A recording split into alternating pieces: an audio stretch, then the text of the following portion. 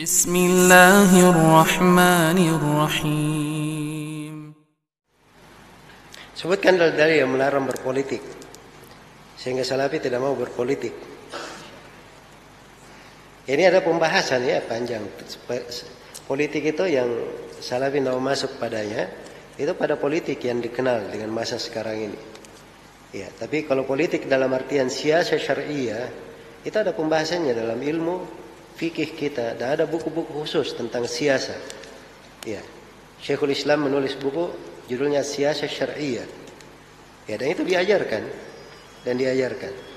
Cuman siasa itu artinya pengaturan yang membuat umat itu baik. Beda dengan makna politik hanya mencari kekuasaan, bagaimana cara mencapainya walaupun dengan cara sikut menyikut, ya, zalim menzalimi dan sebagainya. Bukan itu yang dimaksud. Baik, jelas ya. Dan ini perlu kajian tersendiri.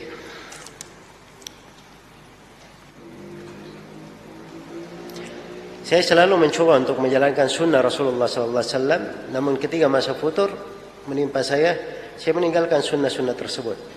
Apakah saya berdosa? Nah, di sini pentingnya istiqamah ya. Yang pembahasan istiqamah penting di sini. Iya. Dan memang yang seperti ini itu perlu ikatan-ikatan hati. Perlu dari pelajaran bagaimana membuat hati itu kuat. Sebab futur itu ketika menimpa, apabila hatinya kuat, mungkin saja menimpa badannya saja, semangatnya.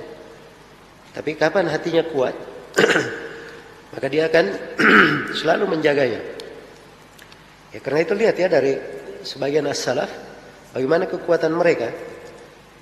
Ummu Habibah tidak pernah meninggalkan sholat rawatib misalnya. Ya. Ada yang tidak pernah ketinggalan takbiratul ihram selama 40 tahun. Itu kan kekuatan dalam menjaga. Ya. Nah, itu memang disertai dengan kesabaran, disertai dengan pengetahuan, amalan-amalan hati dia pelajari dengan bagus.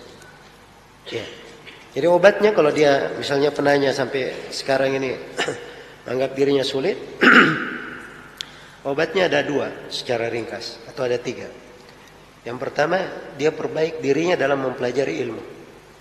Sebab semakin baik dia mempelajari ilmu, insyaallah dia akan semakin tahu bagaimana cara menghadapi. Kemudian yang kedua, dia semakin mempelajari bagaimana kesabaran itu, istiqamah dan sabar. Kemudian yang ketiga, dia banyak berdoa kepada Allah. Harus banyak berdoa kepada Allah Subhanahu wa taala supaya dikuatkan hati itu dan dibantu seorang itu untuk istiqamah. Nah, nasallallahu lana wa lakum ats-tsabat. Bagaimana menghubungkan fakta bahwa para imam mazhab berbeda pendapat dengan kaidah bahwa Islam adalah satu jalan? Iya. Itu tidak ada tidak ada hal yang harus dipermasalahkan di situ.